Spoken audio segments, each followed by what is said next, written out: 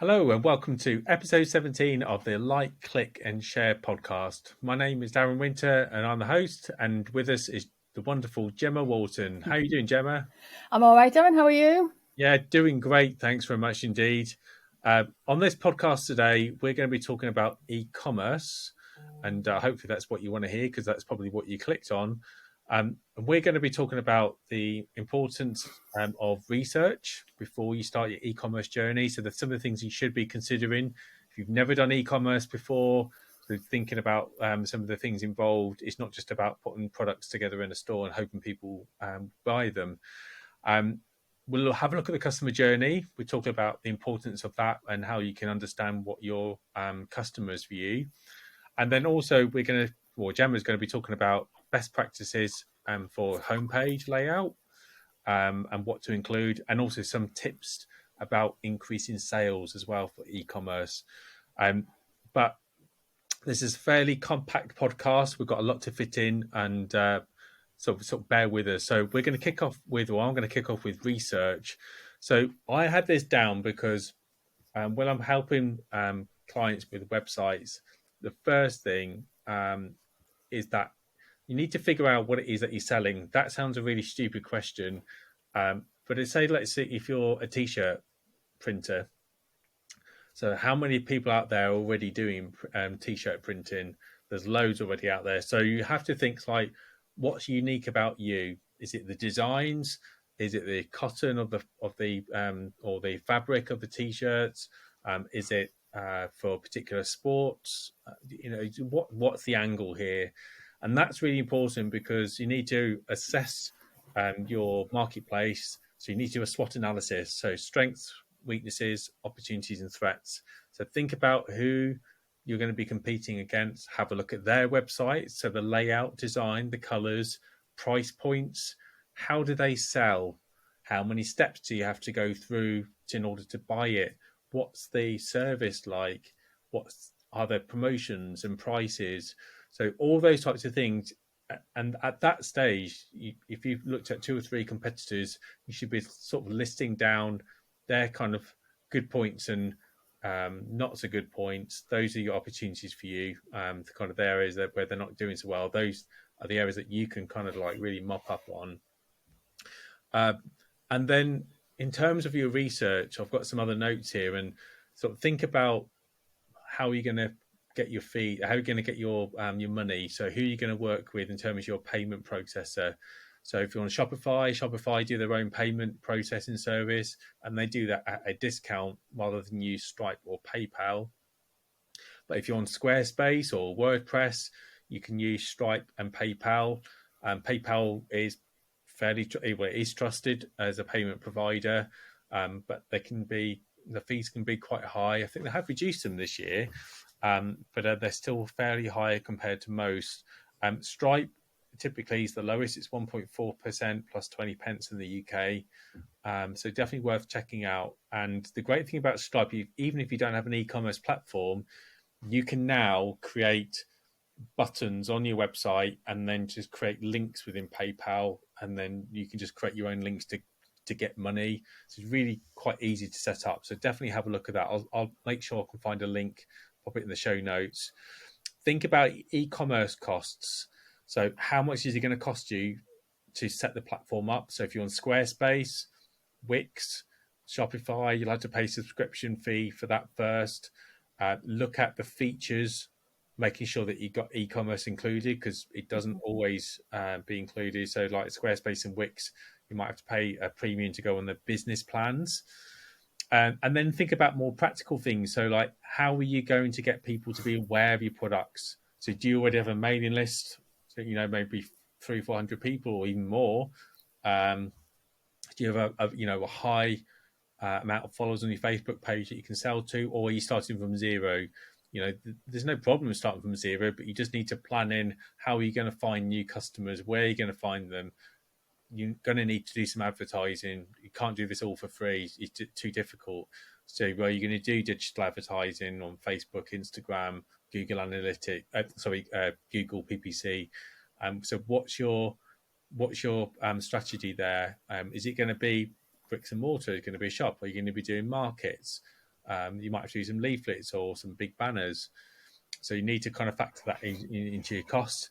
Think about shipping. How are you going to get it to your customers? How much does it cost you? Think about your time, about to package it. Have you got time to package it? Do you need to employ maybe some of your family to help you out? You know, if you're doing something there, or if you've got a very big business, do you need to hire more people? Particularly if you're sort of growing a smaller e-commerce business into a bigger business. So think about how that's going to work. So all the little steps. I always tend to think the best thing to do, if this can help you, is to do like a flow chart diagram of all your steps in terms of like how to sell a product and all the processes involved in terms of how to ship a product. So you know exactly at what stage things happen. That's brilliant for when you're onboarding new people into your team as well, because you can show them, you know, from a simple diagram what happened when, and then if people get stuck, then you can identify where they're getting stuck down that flow chart.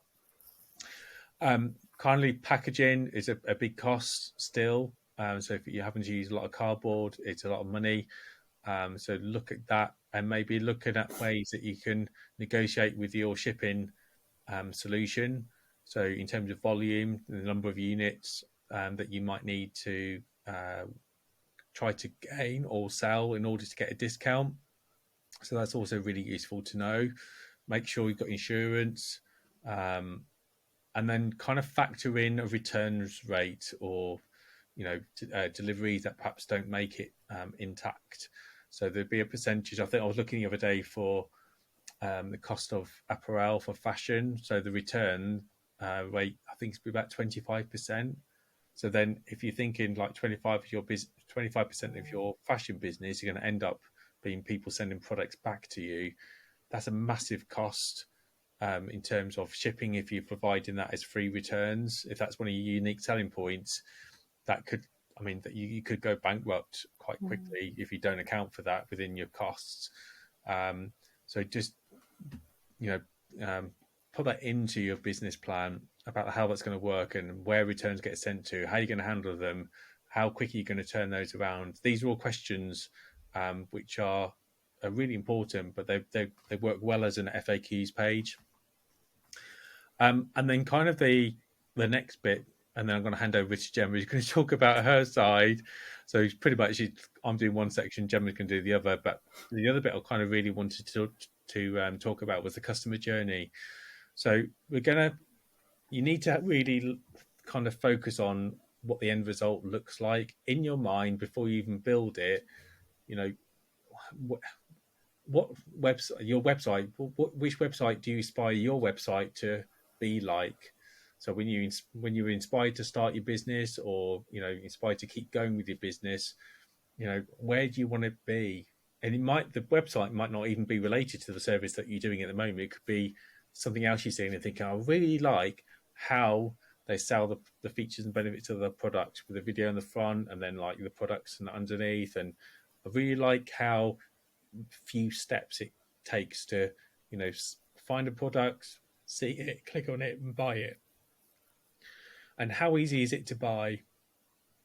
You know, when you get somebody on your website, excuse me, when you get somebody on your website, how many steps do they have to click on to get you to? Gemma, I'm going to hand over to you. All right. No worries. So I've been having a look and have some homepage best practices. So the first one, which I thought was really interesting, was making sure you design your website for mobile first. Because shoppers tend to be coming to your website now, especially e-commerce, from a mobile device. Optimize your homepage loading speed. Apparently, e-commerce shoppers don't want to wait more than 3 seconds for your site to load, which is quite quick, because I think Google say within 6. I think that's probably best practice for other types of websites. But yeah, apparently that's a big thing. Making sure that your search and navigation is really, really simple. People don't want to be making 5 or 6 clicks to get to where they want to. They don't want to be confused by if you've grouped things into particular pages or different types of products like t-shirts, caps, sweatshirts. You want to make sure it's easy. You don't want people clicking and then it not being what they either think they're clicking on. It's the same for any website, really.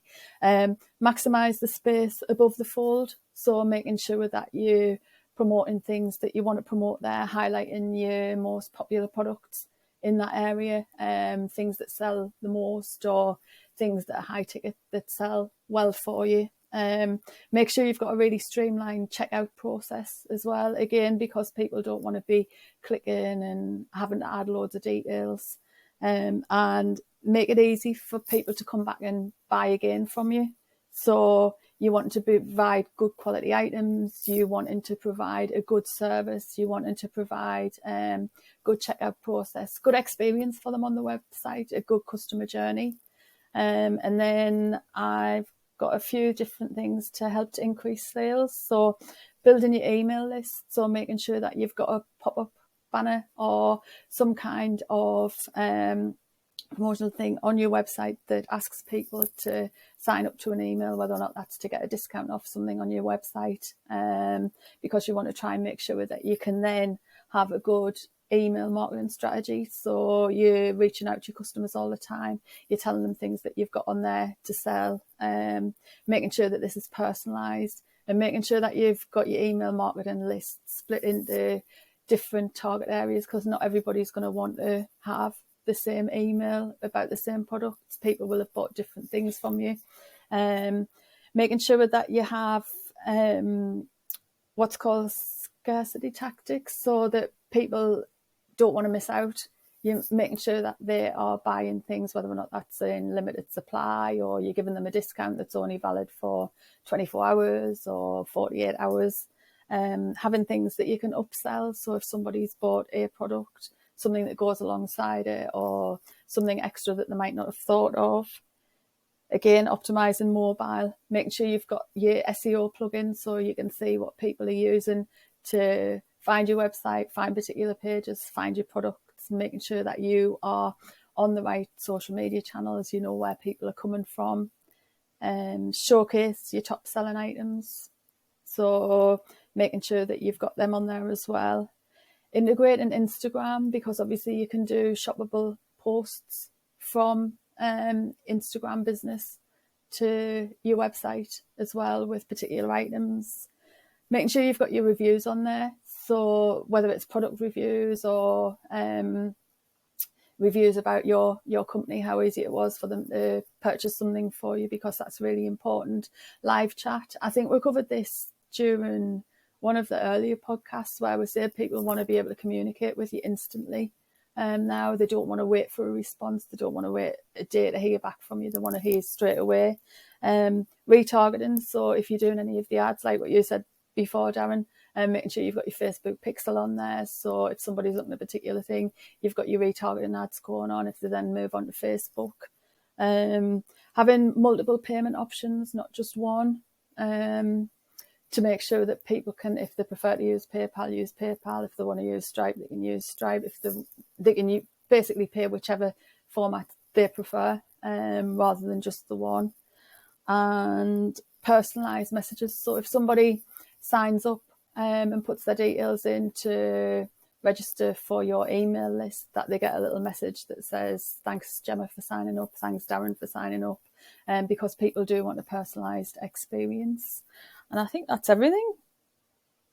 Unless you've got anything else to add, because obviously you've built a lot of e-commerce sites, Darren. Is anything extra to add for the homepage? Or I think you've knocked it out of the park there. There's absolutely tons. I mean, you've got Apple Pay. If you want, there's Google Pay as well. But it goes on top of what you were saying about offering different payment options. But some of that comes standard now when you're using like out of the box e-commerce providers.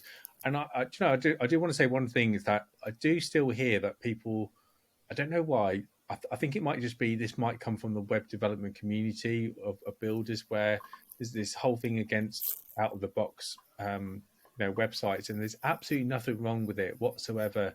It really isn't. There's some amazing websites, some really big promotional like brands use like Squarespace, Wix, Shopify now, because they're really quite complex. There's a lot that you can do in them that you couldn't do maybe 2 or 3 years ago. We'll we'll have a look at Squarespace, I think, actually in a future podcast, and I think we'll have a look at doing like a video only podcast for that, because Mm-hmm. I can kind of like show you the different things that you can do, which is just really helpful. But in terms of now things like e-commerce and that, it's so fast. It's like, you need to be able to get your products up there quite quickly. You might want to get new ranges up there new quickly at spring, summer, autumn, winter, new promotions, new variations. And it's like you can do that so easily, and you can do it from your mobile phone and everything. You don't need to be tied to a laptop or computer to be able to manage your website anymore. So like you shouldn't be having to do that in this day and age of technology. So I'm definitely a massive advocate for like running your business, like using Squarespace, Shopify, Wix, any of those. I'm not a big lover of WordPress. Most people who know me don't know that I don't like WordPress, but if you got it, as long as you understand how to use it and you feel comfortable changing text and uploading stuff, that's great. You've got WooCommerce, of course, Mm-hmm. for WordPress as well, but it's just I always find it just a little bit clunky using all these plugins, whereas these other solutions do everything for you. I think that's pretty much it. I think we've come to the end of time. But if you've got any questions, you're listening to this and think, I'd love to know this about e-commerce, we're going to be talking about the marketing funnel and the customer journey on future podcasts. So do look out for those, because things have changed a lot over the last like 5 or 6 years. So we're going to have a look more about the customer journey and how the marketing funnel works in terms of sales cycle as well. Because I think there's some really interesting things in there that can help everybody, regardless if you've got an amazing performing website or not. It's definitely good to keep reviewing the actual customer journey in your own business. But until then, I hope you found this podcast useful. Get in contact with us using the links in the show notes below, and have a click through some of the useful links which we'll have down in the show notes. And we'll see you on episode 18 very soon. See you later. For now.